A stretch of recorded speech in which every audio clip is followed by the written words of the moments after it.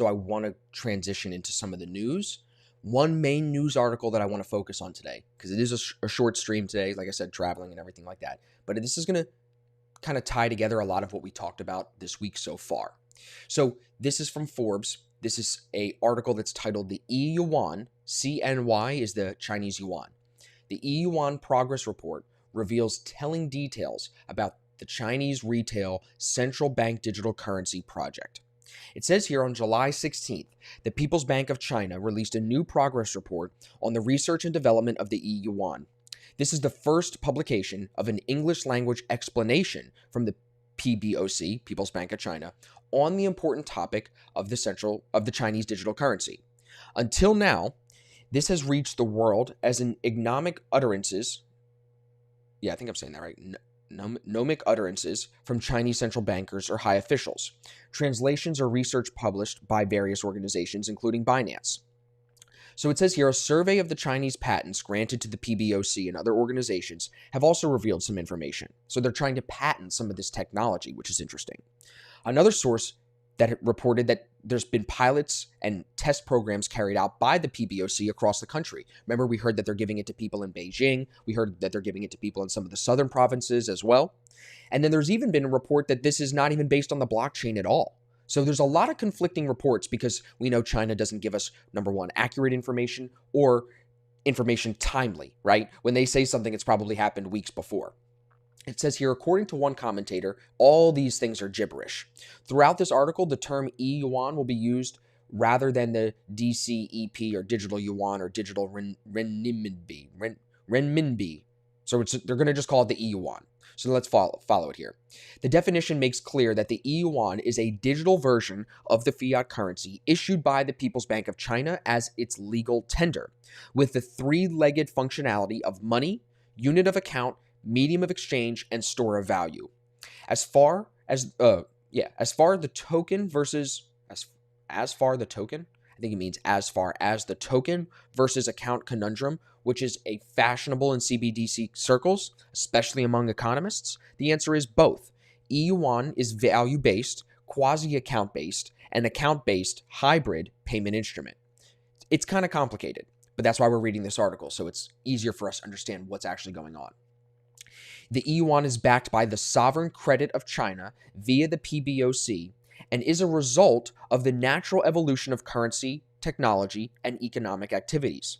The PBOC will issue e-Yuan and regulated financial institutions will distribute it.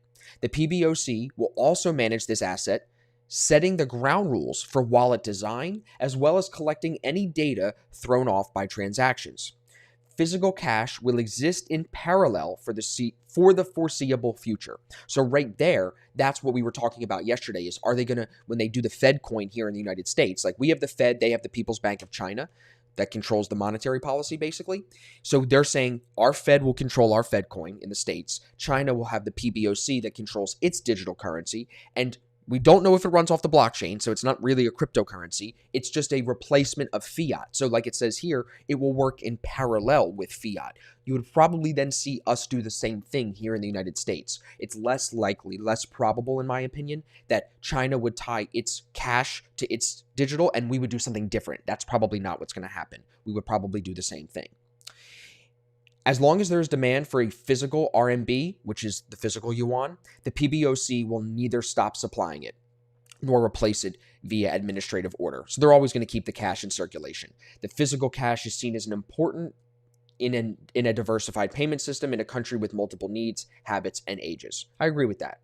So it says here, the white paper seems to state that the e-Yuan is a retail CBDC used for small value retail transactions, not for wholesale transactions. Well, who's the wholesale here? Bankers?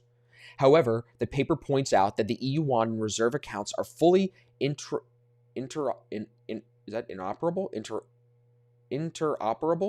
That's an interesting word.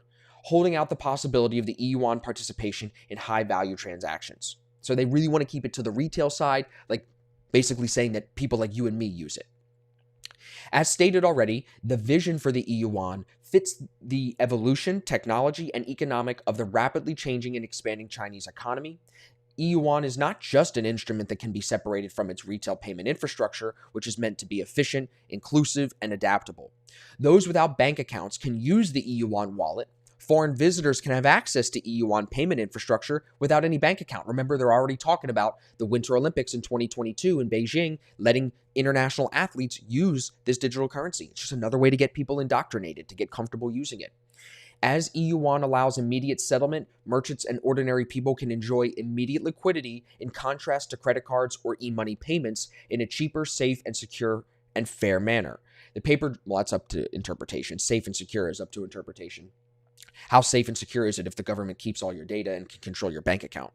The paper draws the comparison between existing payment systems and e-Yuan payments. E-Yuan is part of M0 or base money and is an obligation of the PBOC, the safest form of money.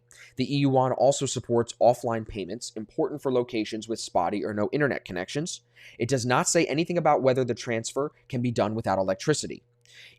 If charged phones are available, it can be through touch or contact, as previous communications indicate. So you don't necessarily need power running to a village for people in the village out in the middle of the woods to be able to use this, is what they're saying. As long as the phones are charged, just by being near each other, they could transact.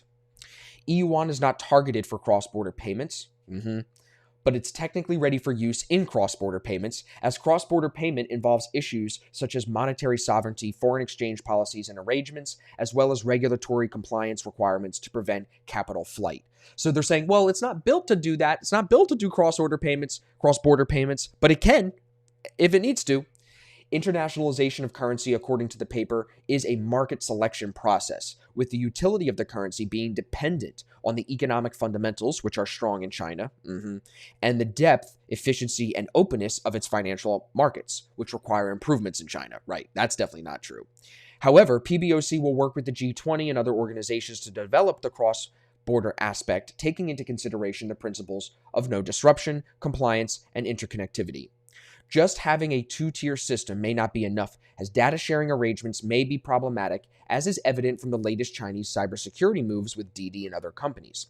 That the unstated challenge to supremacy of the dollar as an international currency is clear, especially if international agencies are to be involved in leveling the playing field and the stated principle of no disruption. Prevention of bank runs is through a zero lower bound, ZLB, but on the more thorny issue of capital flight, dependent on political or geopolitical instabilities, the PBOC hopes to control it through prudent application of monetary policy controls for cross-border transfers through the e-Yuan. So they're ready, is what they're saying. They're ready to use the e-Yuan for international transactions the second that it seems like it's a good idea, the second that they can get the G20 countries to agree to it. So it talks about wallets here as you go on, but this is the last piece I want to read. The next steps. It says the e-Yuan is an advanced stage of testing, which means it's almost ready to be rolled out, with multiple field tests on a number of used cases.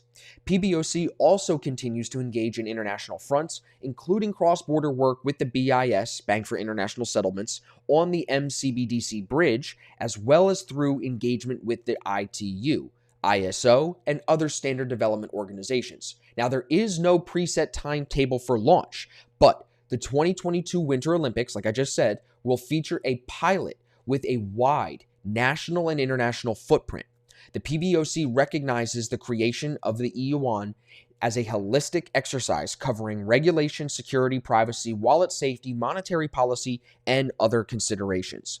Recent evidence has shown that the PBOC and its partners are proceeding on a determined path with enough feedback loops for improvement to develop the e-Yuan, which is an entire ecosystem with connectors to existing and newly developing payment systems and currencies. So lastly, it says one wishes for more transparency into the technical architecture and operational aspects. That will be revealed in bits and pieces, like we know everything is with China, as the PBOC and Chinese authorities engage with outside organizations and try to advance the e-Yuan as an international currency. So it's very clear they are trying to push the e-Yuan not just within China, but to the entire world, having us all use it to transact in. Now, if we just transition to one other article about why this I think is important here. This is an article from asia.nikkei.com, and it talks about the importance of this digital yuan and why they're pushing it so hard. I'm not going to read this whole article to you. They're both linked, so you can go read them yourselves if you'd like to read them both in full. But down here at the bottom, look what it says. Goldman Sachs sees the yuan right now, its share of global foreign exchange reserves growing between 6 and 7% over the next 5 years as central banks keep buying Chinese government debt, and says that the yuan could become the number 3 world reserve currency by 2030. An August report by Citigroup, a different bank, not Goldman Sachs, Citigroup, predicted that the yuan will become the 3rd biggest currency for international payments by 2030. But few see much of that as a threat to the dollar's position, it says. China does not allow the yuan to be used freely in capital transactions, which is a necessity for true international currency. And this is where I think we will see the difference. They don't want the physical yuan yet to be used for international currency, for this free capital transactions that they're talking about. But this digital yuan is going to make it easier for them to track these free capital transactions. And that's why I think that's when they're going to roll it out. And we could see them not just be the number 3 world reserve currency. We could see them be the number 2 or even number 1. You can't say we're going to stay at the top forever with the US dollar. And it says here, there are still a lot of wealthy people who want to get money out of China. So there's latent pressure for capital flight. And that's what a source in Hong Kong said. Now, we know that Hong Kong is experiencing something a little bit different than what's going on in China, but just use here another point of them saying, look, the banks are doing tests. American banks are doing tests to see what's up with the yuan and what will that mean for the digital yuan. It says here a survey of sovereign investors by Invesco in the first quarter of this year found that 40% plan to increase their Chinese allocation over the next 5 years. So that means investors in America plan to increase their allocations in China, which is only going to increase the reserves of the yuan, only then leading to a more likely situation of us having to use the digital yuan. The more we tie ourselves into China, the more likely it is that China then builds up their reserves, the more likely then it is that they become a world reserve currency, and that gives them more power economically. So it all does tie together. And I know we've been talking about this a lot throughout our Forex trading, just because I think this China-Hong Kong issue is the center of the next global financial crisis, in my opinion.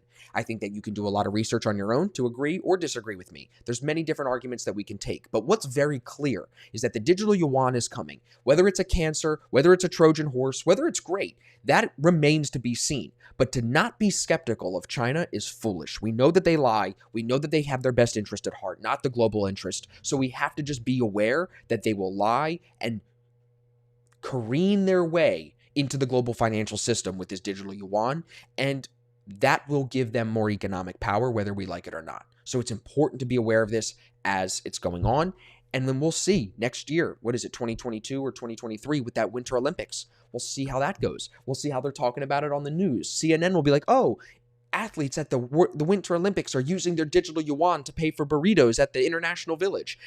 It sounds funny, but that's what we're getting to. And that's going to make people more accustomed to using this digital yuan. And then the last point is, where's the Fed coin come into all this? When do we release our digital dollar to compete against China? Are we working together with China to make them equal? Well, we know China won't have that. China will always have one leg up, even if they don't tell us. So it's very interesting to just see how this progress is coming, to see how you're not really getting solid information out of China yet either, because they're working. When they're ready, they're going to say, they're going to speak, they're going to push. But for now, we're just seeing little glimpses. None of this stuff that I'm talking about makes the mainstream news.